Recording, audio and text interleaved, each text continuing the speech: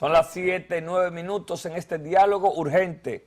Agradecidos de recibir al senador Rafael Calderón por la provincia de Azua, un hombre que yo dije en chanza en la mesa, pero es una realidad. Me dijo a mí, no me mando a hacer traje porque me pongo el mismo. ¿Por qué no engordo y voy a ganar? Bienvenido, senador, a Diálogo Urgente. Muchas gracias, Luis. Muy amable. Buenos días. Senador, vamos a empezar un poquito con lo recién pasado. Las elecciones pasadas, ya Danilo Medina pudo lograr su 60%, logró que lo vaticinó él aquí, él lo vaticinó aquí. Pero nosotros vimos en el proceso diferentes actores hacer actos de transfugismo. El primero fue el diputado del PLD, pasado como candidato a senador del PRM, Víctor Sánchez. ¿Cuál es su opinión sobre ese tipo de movimientos que vimos y la ley de partidos que viene ahora a tomar un poquito de relevancia en lo que está sucediendo en el país ahora? Mira, cuando tú tomas una decisión de esa naturaleza, como lo hice yo, hace 6 años y algunos meses, cuando tú asumes una decisión de ese tipo con razones evidentes, que todo el mundo puede verlas y aceptarlas como válidas, porque no solamente violan tus derechos, sino que también, como ocurrió en mi caso, lastiman lo que es, digamos, la propia dignidad. Tú no tienes otro camino que no sea dejar eso, o quedarte en tu casa o irte a otro partido.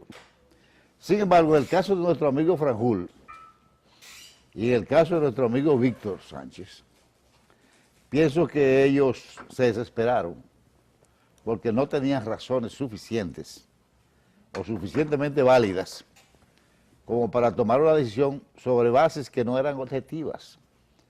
Probablemente se creyeron que sus liderazgos estaban muy por encima de lo que realmente tenían en la población. ¿Y qué va a pasar con esa gente? Y entonces se fueron, bueno, ya no están en el PLD. Pero ustedes están dispuestos... Y no van a poder volver al PLD. Ah, ahí yo iba. No van a poder volver al PLD, o sea que el PLD, la alta dirección del partido, ha dicho claramente que el que se fue y hizo lo que hizo, que se fueron, porque además de que se fueron candidatos de otro partido. Pero hemos visto, partido senador, hemos visto, referente a esa pregunta que hace Iván, muy bien estructurada, hemos visto como algunos casos selectivos, porque hay gente que fueron candidatos por otras organizaciones que el comité político y su alta jerarquía ni los ha tocado. ¿Cuál es ese? Cholitín, por ejemplo. ¿Dónde es eso? En Higüey fue candidato a alcalde por un partido que no fue el PLD. ¿Era un partido aliado? Sí, la Fofi, la Loli de aquí, de la Popi, otra dirigente histórica de Pedro Brán, sí, como que han sido pero fueron por partidos aliados. Sí. Sí, pero ir por un partido aliado. ¿Por qué no votan a Radamés, que ganó la alcaldía de Boca Chica? Bueno, Radamés fue por un partido aliado. Claro, de espalda al acuerdo del PLD-PRD. Sí, ya lo sé. Lo que el partido ha dicho, que esos casos le dará un tratamiento, un análisis en el comité político. Ahora, en el que se fue para el partido de oposición, que no estaba dentro de la alianza, el error es mucho más grave. Pero afectó, senador, las aspiraciones de gente del PLD. Claro, pero mira, por ejemplo, en San José de Ocoa, el senador que ganó, el candidato senador que ganó San José de Ocoa, fue por el BIS, y el BIS era un partido aliado al PLD, y perdimos la senaduría de nuestro amigo y hermano Carlos Castillo. Entonces, sí, pero ese perdió por otras cosas, senador. No, está bien, pero si a lo mejor si no se da ese fenómeno, pues hubiera ganado las elecciones. Lo que quiero decirte que esos son casos que no deberían darse nunca. Si somos aliados, somos aliados. No es para que tú me hagas, digamos, un contrapeso a lo interno con un candidato diferente al que determinó el partido que encabeza la alianza. Eso no debería ocurrir. Pero, senador, me ocurrió en varios sitios. Viendo el futuro de la política dominicana, el relevo generacional se vio un poquito coartado ahora porque actores que podrían haber tenido un futuro en 4 años ya no van a estar dentro del PLD. ¿Usted ve que eso pudiera afectar el crecimiento del PLD con miras a las elecciones del 20, que de nuevo van a ser juntas? Yo te voy a decir, el PLD seguirá siendo la organización política más importante del país durante muchos años. Ahora hace falta dos cosas fundamentales. Y yo he insistido en eso desde hace varios años. Y voy a seguir insistiendo y probablemente lo haga por escrito al presidente del partido y al secretario general. Pero yo pienso que tenemos que dedicar más tiempo, más recursos, mucho mayor esfuerzo al desarrollo institucional del partido. Es decir, fortalecimiento de toda la estructura y provocar las reuniones regulares de sus organismos y rescatar de nuevo lo que probablemente ha sido una de las cosas que más ha atraído gente al PLD, que es la disciplina interna. Senador. Y la otra cosa es la formación política, que ahí incluye los jóvenes, todos los cientos de miles de jóvenes que hayan ingresado al partido, pero lo que conocen lo que es la filosofía del PLD, de los principios, de los valores que fueron, digamos, integrados en los estatutos por el profesor Bosch. La mayoría no los conoce. Entonces, probablemente si no hacemos eso, vamos a caer en el mismo plano que están los otros partidos que ahora están en la oposición, porque y eso no es lo que conviene al Me país. llama la atención que usted parece un militante del PLD por su disciplina, por su forma de hablar de muchos años. ¿Qué ha logrado que usted haga esa transformación de pensamientos cuando le escuchamos hablar, senador, de donde usted venía? Mira, Luis, déjame decirte, si yo estuve en el PRD muchos años, la verdad es que la formación política nuestra, en gran medida, se lo debemos al profesor Juan Bosch. Yo tuve la suerte, cuando yo era estudiante en la UAS de Sociología, de poder ver al profesor Bosch casi toda la semana en su casa. Y naturalmente no tenía yo nada que hablar con el profesor Juan Bosch. Yo lo único que tenía que hacer era escuchar. Para aprender. Y los libros, como aquel libro de composición social, que es uno de los libros más, digamos, completos en términos de la definición de clases sociales y de la situación social y económica y los niveles de cultura de República Dominicana, escrito por Bosch.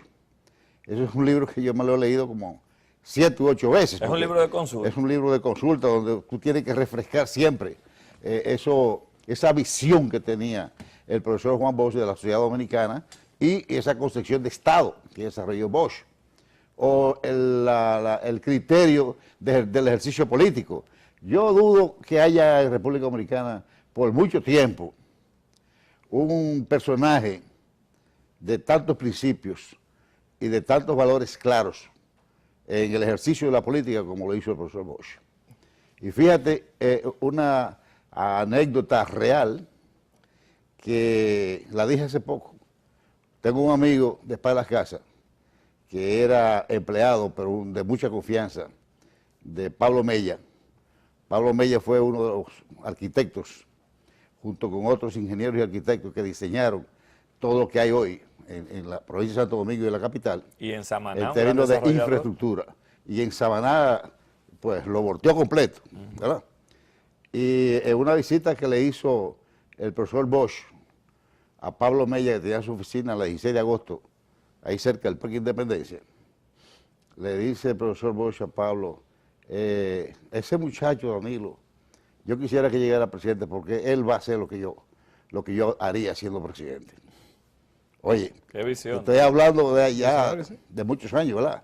Tal vez unos 30, 20 y tantos años atrás, que Pablo murió hace como 8 o 10 años. Sí quiere decir que esa herencia que viene del profesor Bosch, en términos de principios, en términos de valores, yo siempre he visto cómo el presidente Danilo puede aplicar muchas de las cosas de esa concepción de Estado y esa visión de gobierno y de ese criterio del ejercicio político que Bosch implementó. Acuérdense que Bosch era un profesor, era una persona que cada vez que hablaba por radio o por televisión, en términos personales, era para enseñar realmente. Y un profesor llano. Llano, sencillo, sin muchas complicaciones. Entonces, Senador. eso, yo creo que a los jóvenes, a los nuevos miembros, a los nuevos militantes del partido, de alguna manera, Sí, hace falta la habrá historia. que integrarlo. Senador, ya cerrada la magistratura, la legislatura, perdón, vemos que se quedaron cosas sobre la mesa para la próxima. Los senadores son básicamente los mismos con un par de excepciones. El tema, para aprovechar su conocimiento de la parte de economía, el tema de la reforma fiscal que a toda la sociedad le tiene preocupada. ¿Cómo eso va a afectar? Porque se oye que el gobierno dice que no van a haber más impuestos, de que todo se va a mantener normal e igual, que simplemente va a ser reforzar lo que existe. ¿Cuál es el planteamiento del Senado en ese término? Mira, el planteamiento del Senado todavía no lo tengo porque ese proyecto aún no ha llegado al Congreso. Puede llegar por la Cámara de Diputados o por el Senado. Lo que sí te puedo decir que en el gobierno, lo que está, digamos, pensando, el gobierno está pensando, es simplificar al máximo todo el régimen o el andamiaje impositivo del país, que actualmente es complejo sin necesidad, porque ahora por donde quiera tú tienes que pagar un impuesto que a veces cuesta más recaudar o aplicar ese impuesto que lo que produce el impuesto mismo. Entonces hay cosas que tú las puedes eliminar y ser más eficiente en 4 o 5 renglones específicos de carácter impositivo. Y tú reducir lo que es la evasión del impuesto es una decisión que tiene que ser clave. Y eso lo que hay que hacer probablemente es aumentar las penalidades, para que todo el mundo sepa cuando lo agarren, como pasa en Estados Unidos, que es un crimen. Claro. En Estados Unidos la evasión de impuestos resulta criminal. Claro. Y así pienso que esa es la intención que tiene el presidente y me parece que eso se puede lograr. ¿Y eso va acompañado Eso- de alguna amnistía ahí mismo, senador? Mira, yo no he pensado en amnistía, no creo que haya amnistía para esta reforma, que debe ser una reforma integral y en consecuencia ahí tendrá que participar en la discusión todos los sectores que tienen que ver con el tema. Le agrego a la pregunta de Iván, el presidente y vicepresidente de las zonas francas dijeron que si se le quita ese incentivo pudieran irse a la quiebra. Usted que fue secretario, ministro de Hacienda en su momento, usted que siempre ha estado vinculado a esos temas de presupuesto y demás por su condición de senador también, ¿cuál es la realidad de esos sectores? ¿Pueden subsistir sin la ayuda gubernamental, si se le quita? ¿Cuál es la realidad? Mira, independientemente de lo que puedan opinar otros legisladores, yo tengo una identificación plena y absoluta con el régimen de zona franca. Es uno de los sectores que más riqueza le han generado al país. Es uno de los sectores que mayor cantidad de empleo de calidad le produce al país. Y es uno de los sectores que ha contribuido de manera significativa a los niveles de exportación, al crecimiento de las exportaciones y exportaciones de renglones tecnológicamente innovadores y nuevos, que han sido incentivados, inversiones que han sido incentivadas precisamente por la facilidad que ofrecen los parques de zona franca o las empresas de zona franca que están instaladas en estos parques. Quiere decir que yo no estoy de acuerdo con que se lastime, sobre todo en un proceso en el que la zona franca está jugando un rol extraordinariamente bueno. Pero ahí, Entonces yo no pienso que quitarle las facilidades con las que actualmente se maneja, ¿a cambio de qué? Porque yo te voy a decir, todo Estado, su obligación, más que de cobrar los impuestos, que tiene que cobrarlo, porque hay que cobrar los impuestos, es la de incentivar, crear las condiciones para que el sector privado de inversión. pueda hacer inversiones que generen riqueza y generen empleo. Porque el Estado, el gobierno no va a generar todos los empleos que se requieren. Senador, por ahí yo le tengo que hacer la siguiente pregunta. Nosotros estamos manteniendo ese sector porque ¿cuánto le significa al Estado esos incentivos? Y se lo digo también agregando el préstamo o los préstamos por un total de 30 millones de dólares que se le dio hace casi, Ya le han ido hace casi 10 pagando, años. creo que debe 16, algo 15, Sí, 16. pero si uno toma en cuenta solamente los intereses que pudiera generar ese dinero, si tuviéramos fijo en un banco, ya nosotros hubiéramos ganado más dinero como sociedad No, que lo que se le ahora, prestó a ellos. Iván, déjame hacerte una pregunta. ¿Cuánto cuesta generar 100.000, 200.000 empleos permanentes? ¿Cuánto le cuesta eso al gobierno? Oye, ¿cuánto cuesta generar 300, 400, 500 millones de dólares en exportación? ¿Cuánto significa eso para garantizar la estabilidad macroeconómica del país o para asegurar la estabilidad de la moneda nacional? O sea, eso cuesta mucho No, en más. Sí, senador, en pero lo que términos dice- generales lo Eso entiendo. cuesta mucho más que el incentivo que Ah, se le pero otorga. Pero ¿Y eso hay qué- que revisarlo empresa por empresa, porque también hay mucha gente que se está aprovechando. No, en esos casos, claro. Como por ejemplo también la ley de incentivos fronterizos. O sea, hay empresas de que están haciendo lo Sí, que deben eso- hacer. eso- Hay otras que se están Pero aprovechando. ya es una violación a la ley. Claro. Entonces lo que hay que aplicarle a la Entonces- ley. entonces yo Pero voy a- no digamos, No, no, sacrificar al conjunto, ¿verdad? Yo voy a salir ahí. por una debilidad de uno o de Porque dos. usted bajó con la pesada a nosotros. Yo voy a salir ahí en defensa de Iván. ¿Y qué le pasa al pobre diablo que no paga un prestamito de 500,000 pesos en un banco? ¿Qué le pasa? ¿Qué le pasa? ¿Qué hace, perdóneme, senador, qué hace, por ejemplo, el Banco del Estado? Si Luis Miñoso va y coge un préstamo con un carrito, una casa en garantía y no lo paga, se la quitan. Sí. ¿Y por qué a los grandes que generan esa riqueza, generan ese dinero? Senador, lo que estamos hablando es que hace 10 años de eso y no pagan un chele. Sí, yo tengo entendido, porque mira, en Hacienda... Pero dígame qué le pasa. no, o sea, hasta ahora no le ha pasado nada. No, no, a nosotros, a los pobres Ah, diablos. no, le quita la casa, le quita la propiedad, eso está claro. Pero en el caso de Zona Franca, no es todo el sector de Zona Franca. Son algunos. No, no, no, eso- Son, no Empresas recuerdo cuántos específicas, son. creo que son que- 14. Eran 14, porque muchos de Hay ellos dos pagaron saldados. lo que tomaron prestado y últimamente han hecho aportes a esa deuda que eran 32 millones originalmente. Código penal. Y Hacienda tiene que continuar cobrándole, eso es todo. Usted fue el primero que dijo, Iván lo trajo aquí a la mesa, que usted reveló antes de la sesión final de cierre de legislatura que no se iba a conocer el Código Penal. ¿Cuál es su postura en torno a lo más controversial que es la parte de la penalización del aborto? Yo dije que no se iba a conocer en esta legislatura, que se iba Mandar comisión. a asumir en la legislatura que se inicia el 16 de agosto, que es la segunda. Mira, ese es un tema que yo he dicho con un alto nivel, de una sensibilidad social muy alta y además con unas implicaciones políticas muy visibles. ¿Por qué? Bueno, porque hay prácticamente una parte importante, si no la mitad, cerca de la mitad de la población, lo ve a favor y otros lo ven en contra. Sin embargo, yo creo que la Constitución es clara. La Constitución es clara no en uno ni dos, en varios artículos. El artículo 37, específicamente, es el que se refiere a ese tema de manera directa, no al aborto, sino a la garantía de vida. Y dice que hay que garantizar la vida a toda persona desde la concepción hasta la muerte. Eso es resumen.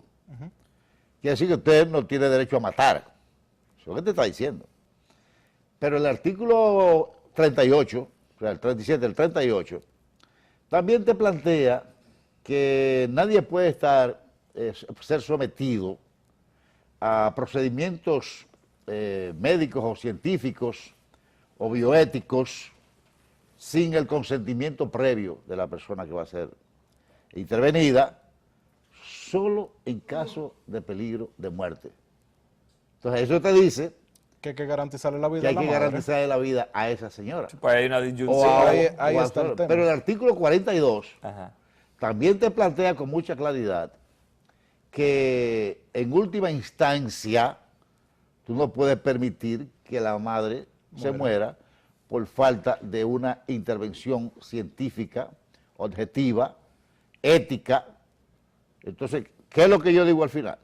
Pero siempre hay que salvar a la criatura, mientras la madre, mientras la vida de la madre no esté en peligro, porque yo no creo que nadie tenga la intención conscientemente de que quiera matar a la mamá Pero le hago una para ver si pregunta salva al hijo. en dos partes. Ahí sería entonces viable redefinir lo que es la vida, desde dónde empieza, apartando el tema iglesia, Según los y cuánta médicos, presión recibió o ha recibido el Senado, porque ya hay varios diputados que lo han dicho, de parte de la iglesia, el Senado, si ha recibido alguno. mira, que yo sepa, ¿no? Honestamente, que yo sepa, no he visto a ningún cura, ni a ningún pastor allá Pasillando. cabildeando o buscando ver cómo se cambia. No, honestamente no. Sí, yo he escuchado, claro, las opiniones de todos los sectores, incluyendo la iglesia, pero no he visto a nadie por allá que esté presionando en ese sentido. Se habla de una ley especial, pero la Constitución, como usted dice, tiene 3 artículos que hablan de diferentes... Pero me preocupa, senador, que la Constitución como que sigue siendo muy interpretativa. Y la gente interpreta, como dicen en Salcedo, a según. Finalmente el presidente mandó unas observaciones que no escucharon los diputados. ¿Esa será la misma temática en el Senado o se le va a poner atención a las observaciones presidenciales? Mira que el Código Penal tiene muchos artículos. Probablemente tendremos que pasarnos 3 o 4 semanas leyendo. ¿A usted le gusta? ¿Eso a usted no le molesta? Porque usted es de los que lee. Eso no es mi caso, ¿verdad? Porque en estos días me mandaron de regalo un libro casi del tamaño de esa mesa. Y usted está fajado ahí pasando el libro de la historia general de la República Dominicana, de la Academia de Ciencias y Juan Vicini. Y ese libro yo lo llevo por más de la mitad, o sea, subrayándolo para estudiarlo. O lo que es el libro que manda de la Cámara de Cuentas, que es un libraco de casi 1000 páginas con muchos números y entonces hay que leerlo, por lo menos hay que ver qué es lo que dice ahí, ¿verdad? Lo del código, hablamos del Código Penal, ¿verdad? En el código nosotros lo vamos a estudiar y te digo, en el Senado por lo menos, nosotros vamos a tratar de incorporar el espíritu de lo que establece la Constitución sobre este tema. La Constitución es interpretativa en ocasiones porque es una ley general, o sea, es la ley madre, digamos, pero todo lo que se plantea en la Constitución debe estar regulado, su aplicación debe estar regulada a través de las leyes. Por leyes especiales. Entonces, esta es una ley que a partir de lo que se establece en la Constitución tendrá que regular el tema de lo que es el aborto. Con su anuencia, senador, vamos a pasar a la mesa de los comentarios, donde nuestro compañero Víctor Almonte tiene una pregunta para usted. Así mismo, buenos días, senador Calderón. Usted acaba de decir de que la Constitución es la ley madre, pero muchas veces esta ley madre ha sido modificada para beneficios como el tema de la reelección presidencial. Quiero retomar el tema del aborto. La pregunta que hacía mi compañero Iván, usted nos ha hecho un recorrido por los artículos que intervienen en la misma, que garantizan el tema de la garantía de vida, pero también los artículos que pueden abrir la interpretación para cuidar la vida de la madre. Quisiera conocer cuál es su posición, la del senador Calderón, sobre este llamado a lo que es el tema de aborto terapéutico, que es la lucha de muchos sectores de la sociedad, que es los casos que ponen en riesgo a la vida de la madre. Yo lo he dicho, o sea, yo estoy de acuerdo con lo que establece la Constitución. La Constitución en sus artículos 37, 38, 42, y hay otros que de manera indirecta se refieren a eso.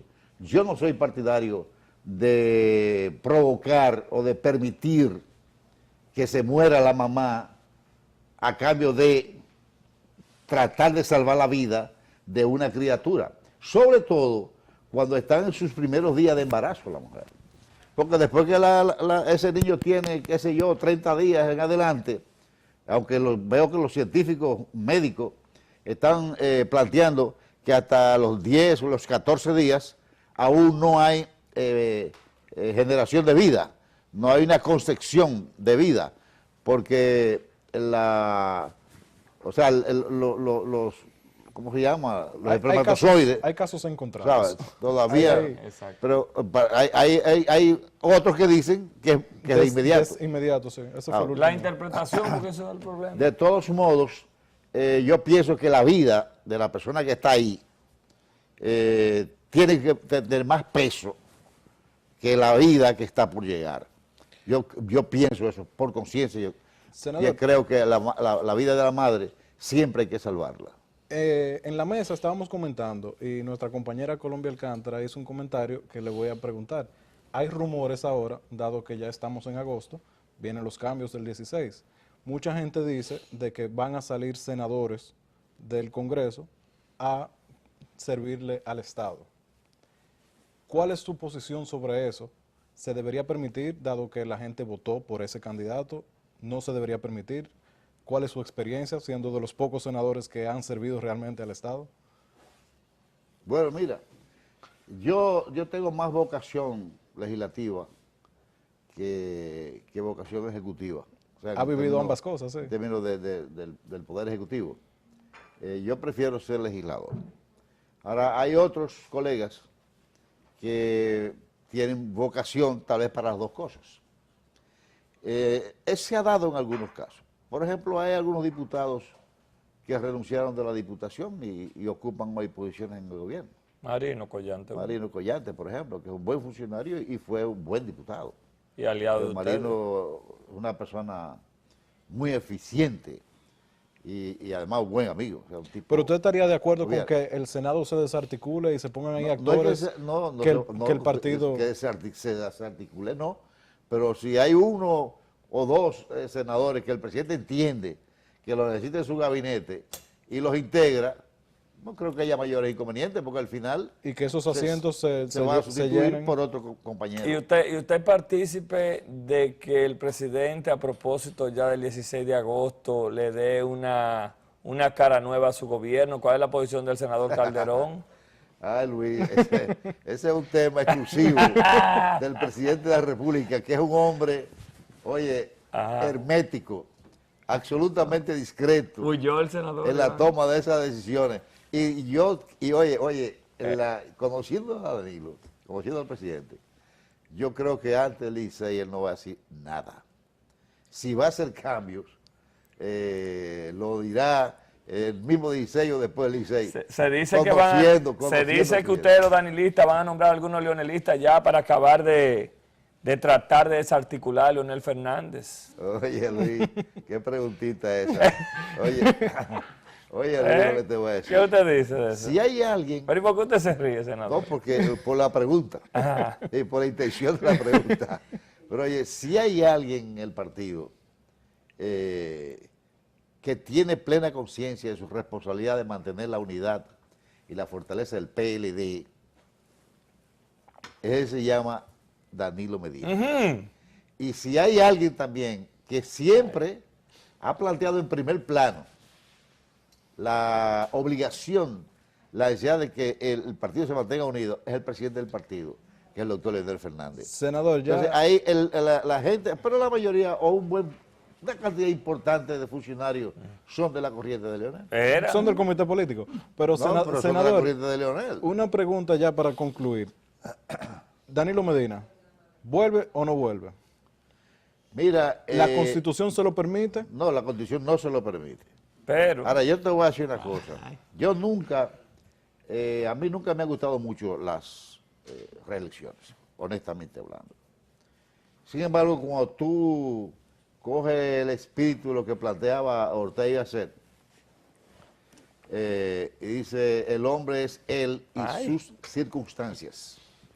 Cuando él planteó eso, evidentemente estaba diciendo, si las condiciones objetivas están dadas para construir este edificio, porque ya están toda la materia prima y todo lo que se necesita para eso, entonces no hay duda de que se va a construir el edificio, aunque se oponga el vecino. ay, muchas gracias. Entonces, yo no creo, honestamente, que el presidente se vaya a reelegir, ni creo que vaya a hablar el presidente Pero de eso, todavía las ni circunstancias que no se se han vaya a dado. modificar la elección. Lo que yo sí creo es que si estuviera en peligro el triunfo del partido, Y él el único tuviese que ir. garantiza Ese es el eso candidato. para la sociedad dominicana es una persona. Gracias, Evidentemente senador. que todos estaríamos Gracias, alrededor de Iván, te lo dijo todo.